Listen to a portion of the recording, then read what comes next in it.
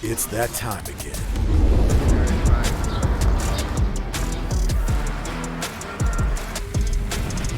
Welcome to the stage. Oh yeah.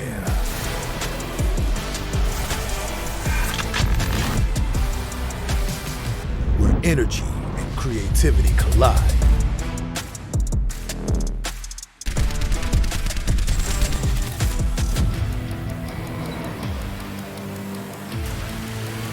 Here we go. Let's level up. Make this something to remember.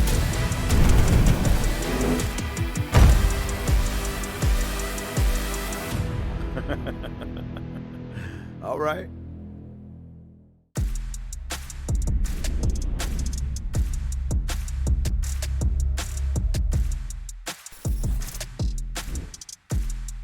And welcome back to the Star League Valorant playoffs. It is going to be the round of 8 today, whittling down who will walk out and try and make their way into those grand finals. We have some of the top 8 squads in the collegiate region here in North America.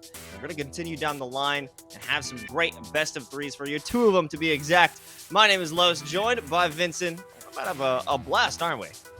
We are, man. It's that time. We're into the quarterfinals tonight. We got 2 of them lined up and prepared to go. It's going to be a whole lot of fun, and I cannot wait to get into the action. But before we do that, let's talk about how we've gotten here. The season, it's been pretty simple. We had the regular season. That was about 7 weeks. That led into the conference play-ins to fight for the conference championship. That's the way you get into the playoffs for free. If you didn't get there, though, that's fine. LCQ, that was the ticket to the playoffs, which is where we're at right now. A fight to get into those in-person grand finals. That is the goal for these teams as we head forward. And we're down to just 8 teams. It is getting few and far between the squads we have left. And we're halving them by the day. And this is going to be everyone who will walk in, or at least make an attempt to make their way to the semifinals, our last day of playoffs, at least before a brief break. And it's exciting. I'm very much interested in seeing who we have on the schedule today. Well, I already know who we have, but what they can bring in the server in our first match of the day. It's the St. Clair Saints going up against Stony Brook University. And for match number 2, it's Wichita State versus Mizzou. Yeah, I mean, we have some incredibly heavy hitters in the server tonight with regard to these teams. I mean, St. Clair, they're fantastic. They're nationally ranked in the power rankings. Mizzou is the same. And they're going up against 2 teams that are going to have a lot to prove. Especially, I think Stony Brook is one that we're going to have a lot of conversation on, comparing and contrasting. But Wichita State as well, they have a whole lot of experience, but will it be enough to go up against the heavy hitters of Mizzou? All of those are questions that we're going to explore and more as we get through the action today. It's going to be a whole lot of fun, and here's what we're playing for. It's scholarship prize money, $2,500 for first place, $1,250 for second, and $625 for both third and fourth place. Los, there is a lot on the line, and things are absolutely at their highest volume that they could be. Yeah, absolutely. We're talking about the money that's on the line, but also, I would say, exposure when it comes to being able to play at the forefront of the collegiate scene. You know, there's definitely going to be some tier 2, potentially tier 1 teams looking to have that scout further down the line, see what are some players that can be coming up, who can we have our eye on, and maybe we'll add them to an academy roster once they hit that graduation date. So it's not just the money, which lovely as always. I mean, who doesn't want that? But there's a future that could be won here. That there is, and that's what's really, really awesome to see, awesome to hear. And on top of that, by the way, we couldn't do any of this if it weren't for the amazing supporters of the NACE Star League, one of which, Monster Energy, our official partner, and a Canadian initiative that they are doing, which is pretty awesome if I do say so myself, is that they're giving away to Canadian esports clubs complimentary Monster Energy. Which is crazy, because that means free. At least I've been reliably informed, but they are, and it's pretty awesome. So if you check out the NACE Star League Twitter or their Discord, you can find out more information. If you are one of those Canadian esports clubs, definitely take advantage of this, because I feel like this is not something that happens very often. So I'm thinking of taking a little 8-hour drive from Queens, go to Montreal, go to one of the campuses in the city. They gotta have one, right? So Surely. maybe someone can hook me up with that. I'm just trying to get a little bit of that Monster Ultra Red Zero. But hey, now there's an opportunity for you to get a big pickup for yourself, because we've got a special giveaway happening tonight, and that's thanks to our friends over at Garmin.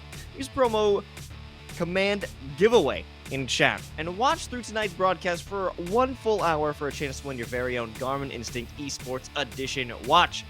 The Garmin Instinct Esports Edition is the GPS gaming smartwatch built for victories. With a dedicated esports activity profile, track and analyze your body's performance while gaming. One more time, Command Giveaway, and stick around for an hour. I mean, that's going to be easy to do, as we have an amazing set of matches here for you tonight. Yeah, we are absolutely locked and loaded for it. And here's what we have on the bracket. If you don't know what went down last night, here's how it went. We watched JMU lose out in that first game against West Virginia. We also were watching when it was the other side of the bracket, or at least I'm looking up the other side of the bracket. Northwood, an understandable victory. They're number 1 for a reason. They're going to be taking on our other victors from last night, Boise State. That's a tough game for Boise. It doesn't matter how much they impressed me last night. I think that's going to be tough. But on the bottom side of the games that we're going to be looking at, 4 teams that we've yet to see in this playoff run, and I'm excited for it. You know, interesting fact there, the Mizzou matchup for them to get into the quarterfinals is the only one that actually went to 3. That's the single map. It was Irvine Valley College able to secure 1, as they recently got in, I believe, through the LCQ to secure a playoff spot. But that is not to say it's an ill omen, but Mizzou the only one to not walk in with that 2-0. You know, maybe a little bit little bit on edge for the match tonight, but we'll get on there. As first, we have SCC versus Stony Brook. From St. Clair's, Demzawu, Borge, Ford Tapping, Scrubby, and Jello. And from the Seawolves, it's Sabblood, Kenmeister, Tim, Huge, and Ethan. Yeah, and I think that we have to, if there's two players to talk about on the St. Clair roster, it's got to be Mzuu and Ford Tapping. Those are the two players that really dominate with regard to this squad. And I say that like it's the only players that dominate. The whole team is a buzzsaw. But on the other side of things, it is Ken Meister and Tim, the two heavy hitters that I would tend to watch with regard to SVU. This is a team that definitely lives and dies by their stars. Yeah, I mean, when we first got a chance to look at SBU, they did have a 2-0 in their series previously in the regular season, but it was a cutthroat first map. However, when Ken Meister and Tim, they were subbed in for map 2, it was a slaughter. And that's because these two players are part of Lycus Empire. They were in the middle of the scrim, they came back to assist their team, and it was an absolute stomp in the end. But again, when you have these two players in your match, that's when it becomes easier.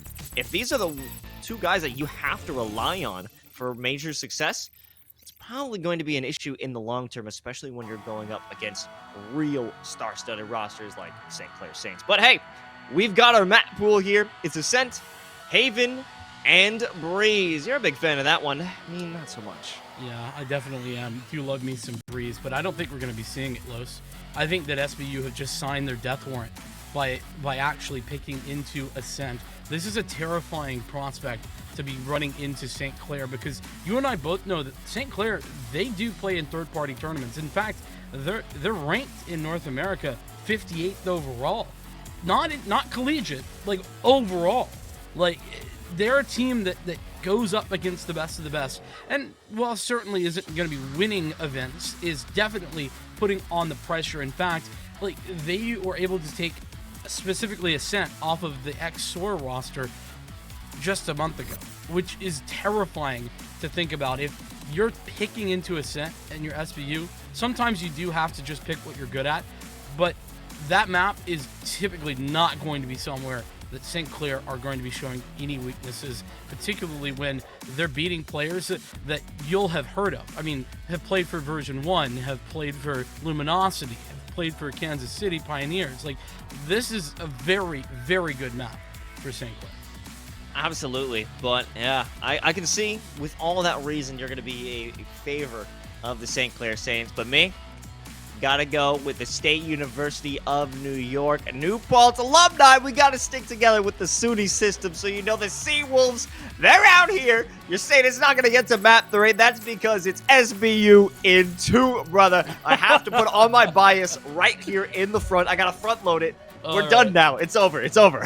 Fair enough. You know, listen, I can respect you sticking with the Buds, sticking with the SUNY system there, but I do think it's going to be St. Clair to take this into not only because of the map pool, but I think the map pool makes it even more tough, because this is a team on Ascent especially that I think will dominate. But for me, SBU, this is their time to show what they have to offer. They're a team that's good. I mean, in other collegiate leagues, they're right in the same division as St. Clair, and they're right behind them in many of those cases as well.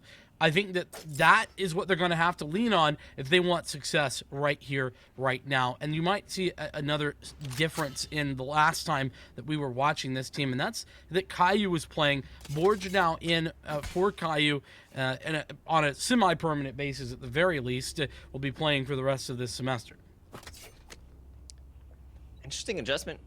Liking to see the versatility and I guess bringing in a new player and still able to put on some results here in the playoffs. And what I'm also enjoying is from St. Clair, use of Decipher from Scrubby. Recent buffs them with the double use of the Neural Theft. More information, longer range on those trap wires as well. In the first moment, it's got to be to try and maybe destroy some utility. They might have an idea that the second they walk in, it's going to be a real issue. Scrubby is definitely going to find the information as soon as they actually poke a hole into this defense, but A lot of passivity from SBU. They don't want to commit too much. They're waiting for somebody to poke their head out. But unfortunately for them, the tripwire makes it so that there's really nobody interested in doing that, at least not to a very large extent. Okay, I was having some trouble finding out exactly where it was. It's on the switch, and I believe it goes all the way to Speedway. So that's, yeah, there it is. Caught by KenMeister. Realizing that's a problem, Mzuwu out from market. That's a freebie for them. And another Nebula is here to stop their advance. And the second they walk out, here comes some problems from market as well as Scrubby able to take one down before they die. You do have Ethan. They've made it to the site, but really, it was just an escape route, not a real path and strat. Yeah, it really did feel like an escape route. It's a good way to put it. St. Clair taking that round, it felt like with ease, especially as soon as the information was gained via that tripwire. But nonetheless, I think the patience from St. Clair was solid. The same could be said from SBU. They were very patient, just kind of waiting, looking, hoping that somebody would look to get aggressive, and there's many teams that would have done so. Unfortunately for them, St. Clair not one of those squads as we head into the second round. It's a standard purchase, it looks like. You know, speaking of standard, that was a very standard arrow. Nowadays, you'll see so many complex lineups, thanks to Average Jonas popularizing the ridiculous use of the Silva arrows, but I like that it's just simple, but you also have a front load of utility in B main, but B main is not the focus here. It's out in mid, looking for a possible answer open cat, potentially, but now that they got information, with the dart, Borge goes for a swing, but they're hit with a hail of classic bullets. We got KenMeister now, one we spoke quite highly of, wanting to make their way up mid, but the Spectres, no real chance. Not very much indeed, and that is a very swift, flawless round at that. 2 rounds in, and Huji, the only one actually allowed to play the game, is the only one to pick up a frag. But here's where the rubber meets the road, though. So the time is now. Stony Brook going to have the rifles, the weaponry pulled out into this round. And setup-wise, I think that they were pretty good to kind of explore other areas of the map last round, just try to get a sense of what the default is looking like. But I think because of this cipher, SBU are going to find that the default for St. Clair looks a little bit different than most other teams that tend to run to chamber. Okay, could use that blast pack to take out the trap wire, but they won't make a move. But I think the simple destruction of it is a good enough idea to try and force a rotation and maybe create an option elsewhere. It definitely is a good start to a round, right? Start to deny information very early to the St. Clair side and make sure that they are having to put either additional utility in place to find that info or sacrifice bodies. Here's that utility. The owl drone from Mzuwu committed in order to try and determine whether or not mid-aggression was actually happening, if it was just taking out that utility. Taking out more utility, it's Tim. Denying the 0 point. Now there's pressure out from Tree, and Tim just wants some information on main. They don't realize that there's a second player, but it might be an inevitability, but Jello is there, and they secure the kill. The site is also taken by Stony Brook. Jello's still a threat, though, from A main. The Nebula as well, putting space between him and Huji, who is just trying to confirm that. So, well played from St. Clair. The fragment going to allow space and time for Sable to put down the spike. A 4-on-4 ensuing. 4 tapping and Scrubby, though. They're the keys coming in from Cat and from Garden. Now here's some movement. The exit from Tree. It's just Spectres in hand. They don't have the major firepower, so they gotta close the gap or use utility to make it a bit easier. But if everyone is hiding in hell, that can do a hell of a lot of good for you. However, since they're all there, or at least the majority, that triple spray coming in from that little corridor is going to be hell to deal with. Normally, I would say that 3 players in hell is not ideal, but because of the fact that Huji was inside main and had the crossfire locked down and the advantage in the weaponry, it all works out beautifully for SBU.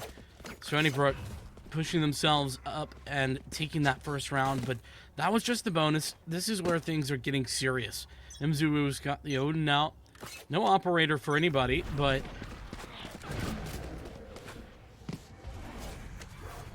Satchel out. Another classic destruction of that trap wire. And what's really good about that rifle round is that they only lost Tim. So that's okay. The economy is going to be good going into this one. They'll be able to buy for the next round for sure. Save for Tim might have that a little bit of difficulty. However, KhazixMayJump, if they could go absolutely insane here, just opt for a showstopper instead. Four tapping playing a bit of a dicey game right here with KhazixMayJump. Sort of back and forth, trying to bait out information, but it's all an info game right now. Try and deny info at mid, and then force out more utility in order to regain that information once that has been done. And it's been very effective. Okay, Blast Black into market, and a nade over to stairs. Clears it out entirely. No one's going to be here to take a real shot, but that trap wire is still a problem. And MZWU, in the minor clip of that dark cover, is able to remove the presence, especially from KhazixMayJump. Feels that the attack has all but fell apart, and Tim is completely disconnected, though. They're able to remove MZWU. That's all they can do. St. Clair, what a statement round that is. Sure, they struggle on the retake against the better weapons, but when they have the better weaponry, or rather just equal weaponry, it's a different story. They don't even allow access to the site. Stony Brook left wanting. But what has gone wrong there? What can change for Stony Brook? I think that's the question we should be asking. Because I think I've given them fairly a lot of praise about the way they're approaching this default. But it seems like they've realized a pattern can emerge here. Take out the early information. Use this default setup in order to deny mid information. But what's step two? Like plan B. Well, after we do that, what is the idea? And it seems like Stony Brook don't have an answer to that. At least not yet. It's still very early, but I want to see their answer. You know, I think it comes down to, in that previous round, just two minor mistakes. It's not realizing... Hold on. We'll get to that in a second. Tim dancing around from A main, realizing, no, I don't think we want to fight this one. And they'll back off, but there's more presence from KhazixMayJump. That's a quick peek from Jello. And now that could be a problem, as that gravity well causes a little bit of vulnerability, but better yet, it's information, and tree is just not an option anymore. Great timing on that gravity well. Really impressed with that. Make sure to apply the pressure necessary, and it's almost solely the cause of this rotation. 5 players now, one direction. 30 seconds. Could have been a devious lineup. Wow, Jello realizing not a good way to swing, but KhazixMayJump able to go beyond that flash and find victory. 2 up top in heaven. I wouldn't be surprised if KhazixMayJump wants to go ahead and get aggressive. Sees there, buy some space and buy some time. The problem is, how do you get back in here? You need a free kill, essentially. And the Odin's trying to find that. Player standing. No one's giving any opportunity here. Tim and KhazixMayJump, the golden children of Stony Brook, back at it again. And MZWU, someone we gave very much high regard in this final moment. But, I mean, it's the 1v4. He's just looking for the exits. No one would dare try and rush this after that initial death. Standing ahead. And we talked about the reliance on the individuals, or at least those specific individuals for SBU. It's so clear in this round, right? Who gets them on the site? KhazixMayJump gets that crazy double kill. Gets blinded even from the flash drive. Still is able to find the connection in the open. And it's just brilliant to see what KhazixMayJump is able to do. If we continue to see that, I'm on board with this being a very competitive game. As SBU have brought it back, they've nearly tied the game up. And looking into this next round, Borge, out of money. I don't think they'll even invest trying to get some light shields, anything like that. Just a classic. So, an opportunity has arisen here for SBU. If they could continue with this little bit of a... not full buy. I would say, you know, 3/4 of it should be an opportunity for them. And here we are. The exact same opening. Exact same situation, but Ethan gets aggressive. Actually swings out at B main. Ethan's been there every single time, I believe. But Ethan pulls out the spike and pushes forward to find the opening pick. What a huge, huge victory that is. But the rotations for St. Clair, they tell a different story. They say that they're expecting this A hit. Well, lockdown is going to be a surefire indicator. And no one can deny it. Sometimes you'd be able to see a KO nade find destruction and remove the lockdown, but not today. KhazixMayJump with the showstopper takes that player out of hell. And we're in another situation where Stony Brook, they've taken sight. You've got presence on heaven, looking for any angle, but none are given. And a great haunt is going to give them the opportunity. Sable, a huge play by them with that utility, just makes a retake an impossible.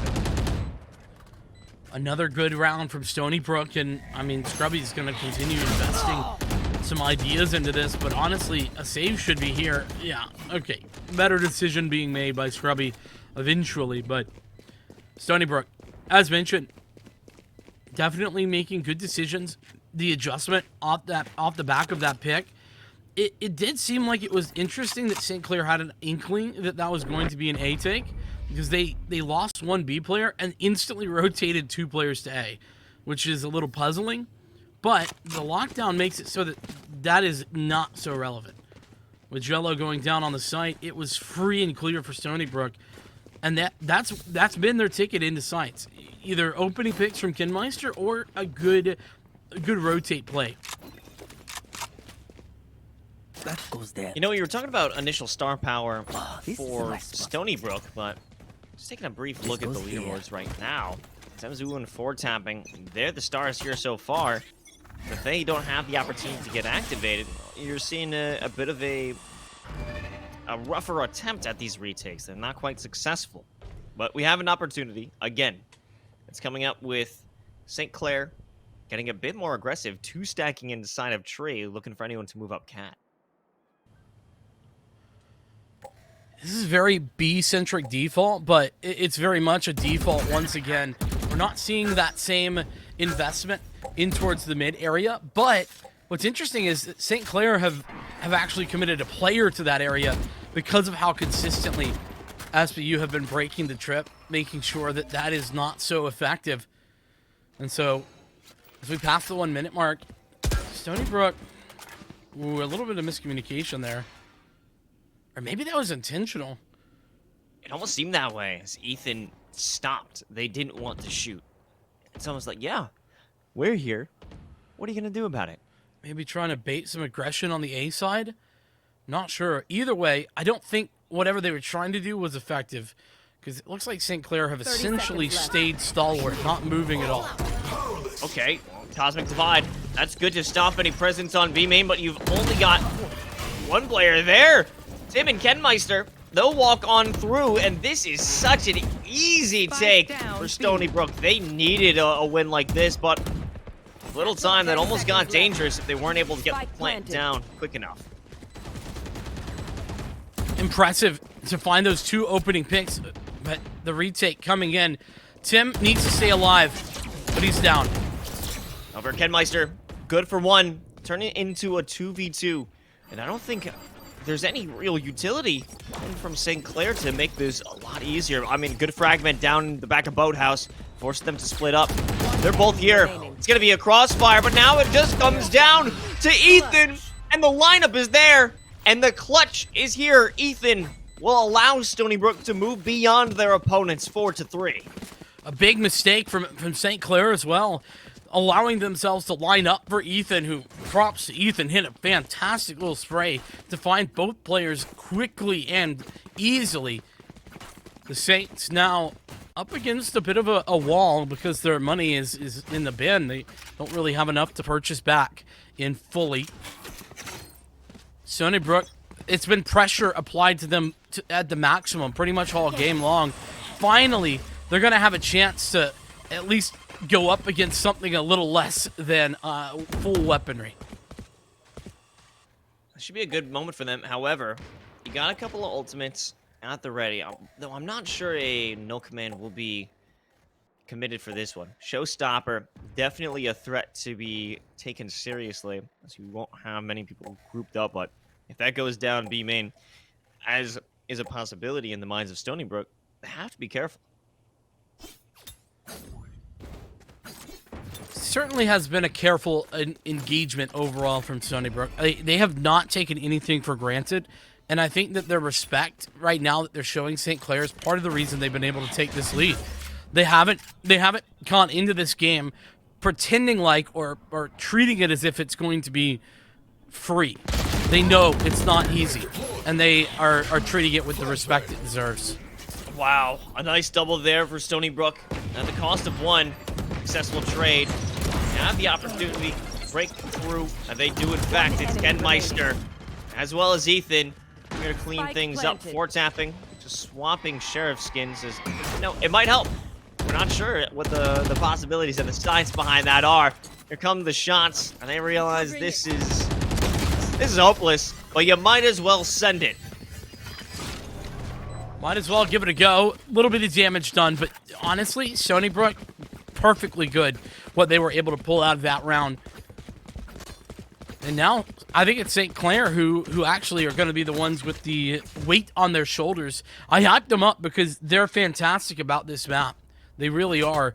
But right now, they're struggling on their defense just a little bit, and it's been Stony Brook that deserves a lot of the credit. Not a lot of mistakes from St. Clair. Stony Brook's default has just picked apart the utility from the Saints.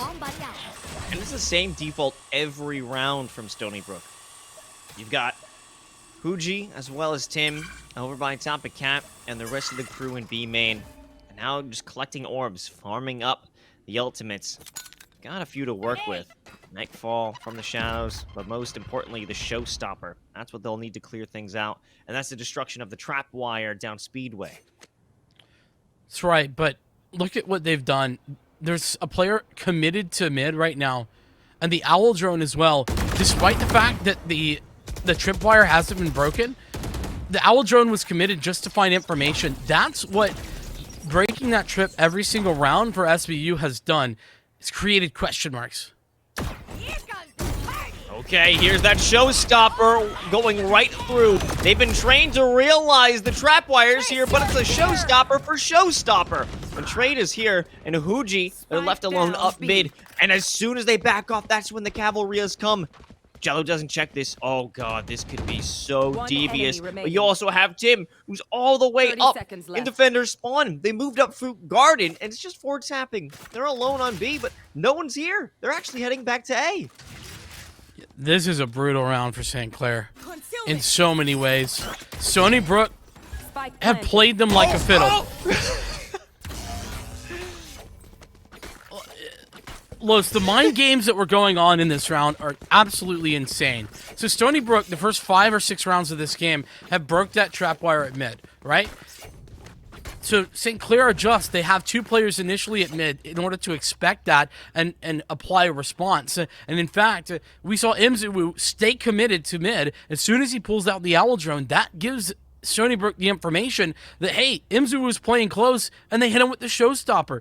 It's just one thing building onto another that has really impressed me. The mental games from Stony Brook right now and the slow, composed, methodical nature of their default is just so phenomenal. And, you know, the pull from all players defending eights to go and try and give support into back of mid. You know, I didn't even notice Tim was able to maneuver through Garden and get that flank. I was so focused, as were the players of St. Clair, to the activity of trying to rush and defend B, because that's what you would normally expect when you have that Showstopper, that double satchel commitment down mid. It's got to be a hit. It's got to be an attack onto B. Well, that's exactly what Stony Brook wanted them to think. That was actually the opposite case, and a well done, you know, I would say that was a whole half in the making for that plan. This feels like Stony Brook are currently playing chess while St. Clair are playing checkers. That is the disparity in the mindset and the default that we've been seeing. And that's not to say St. Clair can't play that game. It's just that I don't think they expected to be playing that game. And I'm loving to see it. This is some expert level, some psyops that we're seeing right now from Stony Brook. And if you're dealing with a team that's got some great shots, we'll find out if Kenmeister's got it as well, but they're only good for one. Forge able to pick up two with the sniper. They'll back off by the door. They activate the door because they said, hey, you're not going to use it all as defense. I've got to stay alive. And Borge will stay there. And that's exactly what Huji wants them to do. Stick around, get caught inside of that lockdown, and we'll clean things up. Well, a bit of an overcommitment there from Jello. No need to actually take that fight now. Could have waited. Could have been a 3-on-3 instead. Not so much. Is this neural theft going to be thrown in this round? Surely it will be. No? Well, I mean, they've got some great information. Anyone who wants to walk on through has been too far away. But now it's a huge commitment. The double swing of such low players. And MZWU guns them down with the stinger. And that's the double neural theft. They gotta know exactly where it's going down. And this is a fantastic victory for St. Clair to take. Yeah, that was a much-needed round for St. Clair. They did everything right. Those stingers doing maximum work as well. And the rotation in towards garden, in towards tree at the right time to find two players and catch them off guard was absolutely phenomenal. I don't know what the cue quite was to give St. Clair the idea that was happening, but it was timed to perfection. And Stony Brook probably going to need to rethink their approach to that area in the future. Regardless, an investment from Stony Brook. They have the money.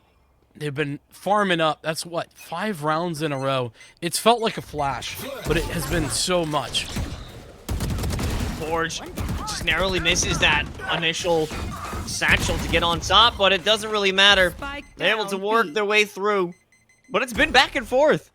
And this moment, it's 2-on-2, and look how far even it is. Player standing. Yeah, Hugie with a ridiculous play there is able to play the defense aggression against them. They push mid, and they end up getting caught by Hugie.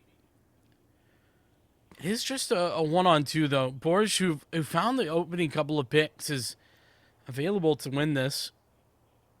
The problem, of course, is getting the spike. I'm wondering, was that from the shadows? Simply for information? It looked like it was an attempt to get the spike, but it was meant to get the spike. I would have imagined they would have secured it. Borge, looking to secure another victory in a row. They'll send out the Roomba. That's going to be an annoying threat later on, but oh, that is a tasty one-tap onto Hugie. And I would not imagine at the beginning that this would be a clutch for Borge, but they do it. They do it so well. They played incredibly well at that Knight's Gauntlet that you and I casted.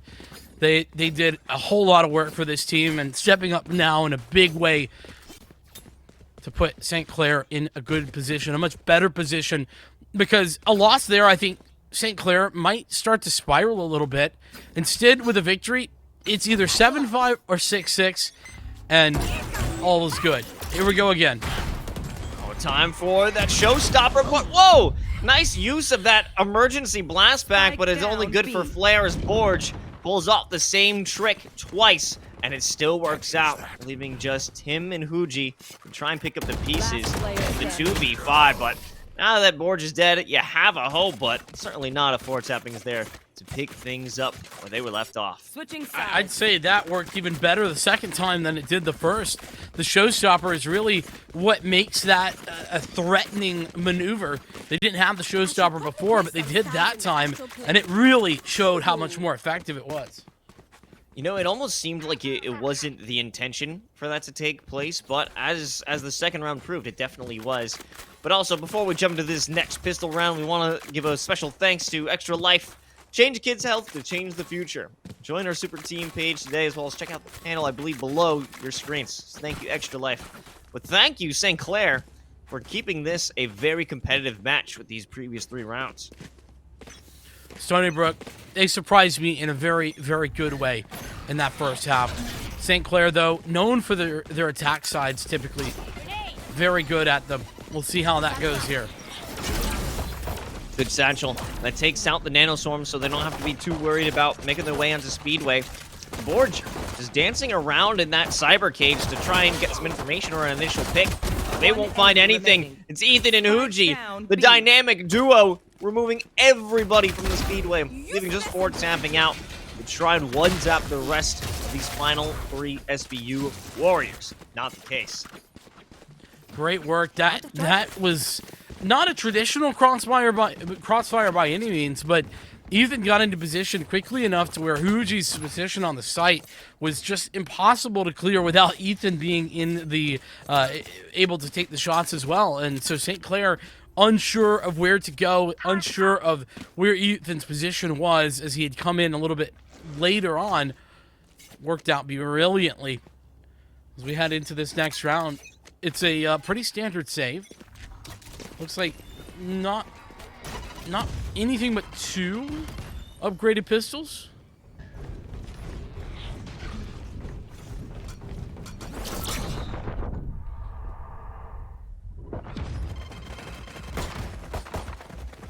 Borge all the way through. It feels like they should not be able to get here for free, but they've done so. And I think a plant should be coming in at the very least. And yeah, there we go. Honestly, I think St. Clair, they can feel good about just getting a spike down. Yeah, at this point, they've done all they could. It's going to be a flawless otherwise. But what I was loving is the fact that Borge is going to run through Tree regardless of any vision that they had. I don't know if I should be criticizing that or complimenting it. I mean, it was the plan. They were meant to be the sacrificial lamb regardless, and I think you got to give props for being willing to run straight into a brick wall, so to speak. I mean, fair enough, right? It was also their attempt to try and survive the bonus. Got the plant. They did everything well, about one thing that they intended to do. Right, yeah. But that's about all you can expect. Here is that bonus round. Stony Brook, it would be a miracle for them to pick this up, but if they do, oh my goodness, how good will they be looking? 0 point. Gonna gather a little bit of information over at mid. This is very much a classic of the St. Clair default. Getting up mid control, finding the openings. That was a big push down in B main to completely stop Stony Brook. They're falling apart, but they have an opportunity here. 1 rifle for Sable. Spike planted. They play together. Might be able to take a few more off and make this, I would say, inevitable victory for St. Clair. A lot more costly, but if everyone's lining up at this moment, there's a big chance. Then again, when you're dealing with Forge, you don't really have a chance, do you? No chances whatsoever, no. You know what, though? I think that you have to think about that round in the context of 5 Spectres. Because that's what Stony Brook had on offer. They didn't have anything else. This one's the one that matters the most. And this is really a tone setter, I think, for the rest of this half. Not that things couldn't change, but Los, St. Clair, as mentioned, very good at their default as well. Very good at showing a lot of different looks, and they can be fast, but they also have that extra slower, more methodical gear that Stony Brook were putting on display. Now, play up mid. That's gotta be the main thing. So much info. Yeah, I don't believe that it was shot out by Kenmeister, or maybe they were just out of range. No, they were caught in, but they couldn't possibly expect that pizza was a location. Regardless, they didn't commit a flash drive, so that was such a dry exit from the smoke, and they'll pay with their lives. Forward tapping, as well as Mzuwu. Not exactly in a favorable position by any means, but there's still an opportunity. Get a pick onto Tim and create the moment for themselves onto Ethan as well. This could be their site, but at a moment's notice, they realize, no, A is actually our site. Oh, man, Mzuwu, that was a required kill. Absolutely necessary. It is going to be a rotation for forward tapping. The problem is the health. The Cosmic Divide has convinced Stony Brook that this could be either A or B. Of course, considering that forward tapping was previously at B. That is the first idea. That idea incorrect, though. Oh, and what is this? Forward tapping, this is a gamble that they're making right here, right now. Hoping that somebody comes this direction, or that they won't be expecting this. I think we've seen 4-tapping clutch from this precise angle before. Pulling them in. I don't think that'll be a possibility this time around. He using gravity well. It's a lot of question marks in Stony Brook's head. They have to realize, at least Kenmeister is looking all around, attempting to get that half and go for the fight afterwards, but it's not even necessary. Sable has the perfect overwatch, and Stony Brook will retake another one. If you look though, there was only about 10 seconds left on that clock, so the amount of time that 4-tapping took just to hold back there, basically, I'd call that a perfectly playing what was a very difficult situation. Just could not quite make the shots connect. Stony Brook, they come away with the victory in a massive round, a big turnaround potentially as well. But St. Clair, it was all close, which means they're basically on the same purchase. There's a little bit limited money, not even full guns. Just running on through, hit with everything in the book. And they also have to deal with this dark cover to walk through. Double satchel to make their way, and it's given support by MZWU using that Hunter's Fury. They have some information, some idea of what's waiting for them on the site, or rather in tree, and they'll be able to make their way onto the objective, but there's no one here to plant the spike itself. One enemy. That's certainly, well, not going to be a problem, I guess. Oh, I guess not. I was very curious about 4-tapping running it up into window, but they got it under control. Yeah, a little concerning to be fair, but Stony Brook, they just didn't have an answer. And in fairness, there's not a lot of answers for what we saw St. Clair put down. Here's the events that go down, right? You have the double satchel in for Borge, paint shells onto Generator, so the player at Generator has to move away, whilst MZWU was putting down the Hunter's Fury as well. It gets not just one tag, not just 2 tags, but 3 tags with that Hunter's Fury. Talk about big value. It's a Silva's dream. Using that rather than simply denying a lockdown from an opposing killjoy. Having that real impact. Now we're about to see just a bit more from St. Clair as Stony Brook. They've got ultimates to spare, but they don't really have weapons to play around those ultimates. Just a couple of sheriffs, and the door will come down, but no one's in sight. Yeah, I hope Stony Brook don't invest anything further here. Or at least ultimate-wise, I guess they will. Here's the showstopper. Well, that's good for one, right? But where's the follow-up? Well, I guess it's coming up from Tim, as they can secure one.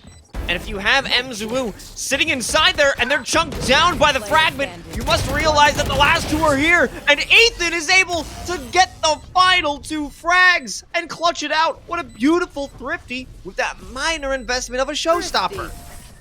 I don't know how it happens. I'm not sure. I'm not sure how MZWU falls to the fragment.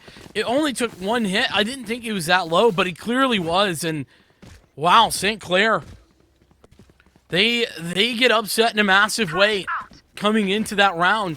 They had everything on lockdown, and Ethan just hits a brilliant couple of shots with that Sheriff. Puts him in the grave. St. Clair. They're going to have to rethink. That's a big loss, Los. It's going to be hard to recover. Particular, as you mentioned, only 1 invested ultimate. Okay.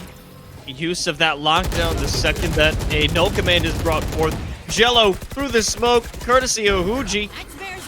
But even so, you have a follow-up of Borge. An excellence in aggression. As they can take down another, but Sable is there to deny it. They have the resurrection onto the KO ultimate. Ethan's back in play. It seems outrageous the amount of aggression we're seeing right now. Stony Brook gonna pull out that null command as mentioned. There's the neural theft, but I don't think that can be used really. Nice use of that blast pack just to shift the positioning. Now it comes down to MZWU. Whoa, whoa! What is this? Flash, tap, use of that arrow, but it's a dance. And MZWU, they want to delay it as much as they can, and this is gonna not work out unless Ethan is able to pull out another clutch, but I don't believe there is enough time. It's close. Oh man, half a second off. Really close. Ethan nearly did it twice in a row. The clutch factor from Ethan has been second to none this game, really. There's usually that guy who's stepping up in the clutches, and I don't feel like we've seen Ethan in this role for SBU that often.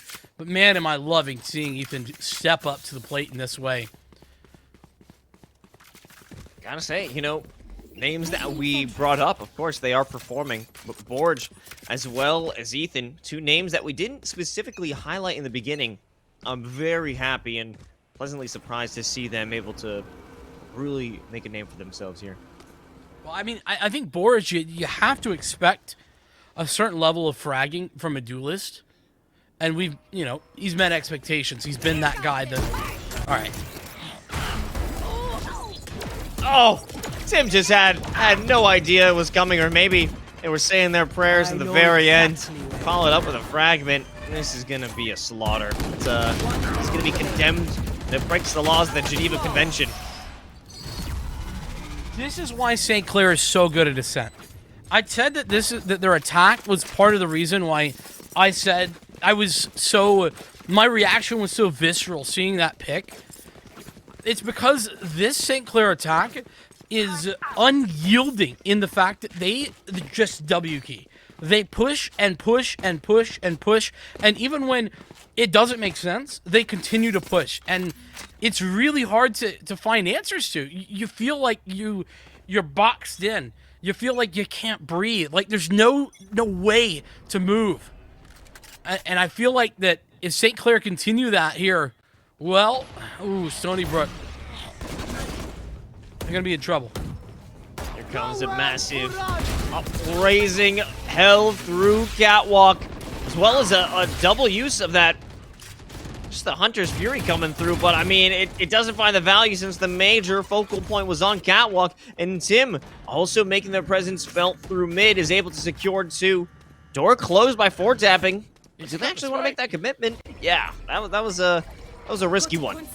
Yeah, I mean, I can appreciate trying to get into that spot. Very risky. But again, like I said, aggression for aggression's sake is often what we see from this St. Clair squad.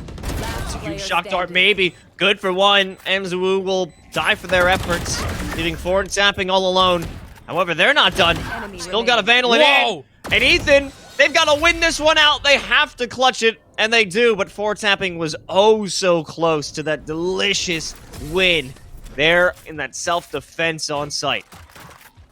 Sometimes he just keeps on peaking, and it is impressive. But Ethan, another clutch. He's been put in that position now 3 times in the last 5 rounds, and he's been able to come away successfully twice. That's a massive clutch success rate, one you don't see very often, particularly when you have a a 1v2 in that. 1v1s, those are one thing, but 1v2s are an entirely different story when it comes to success rate. 11-10, Stony Brook right here on the cusp, but St. Clair are not done. They still have the guns. They still are ready to go, and here's the Cosmic Divide setting themselves up for the B site hit, and ain't nobody here on the site to play defense. Fully conceding that one. Waiting to fight another day. And Fort tapping removes Kenmeister, and that was going to be a critical tool and player's utility for the retake. They still have options. However, I think they're going to take their time in terms of committing for that retake because they weren't sure. We've seen St. Clair be a little tricky with their placements. Yeah, that's fair enough, honestly. But Stony Brook, here's where the whole half comes to a head, right? You get pushed today like every round for like 6 rounds, and suddenly it's a B hit. And that's a kicker. They have the Nightfall as an option. Sable they gotta commit that one. When they realize only 3 are marked, or maybe yeah, I think this is actually just going to be a save instead. I respect this decision a lot from SBU.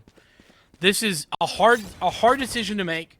Incredibly hard, especially in these circumstances where it's 11-11, and even more so when it's your map pick, and you know how good St. Clair is. But all of those things to consider, you keep the ultimate, you have the null command as well, and that makes that makes this Nightfall all that more effective, especially if you want to use it alongside it.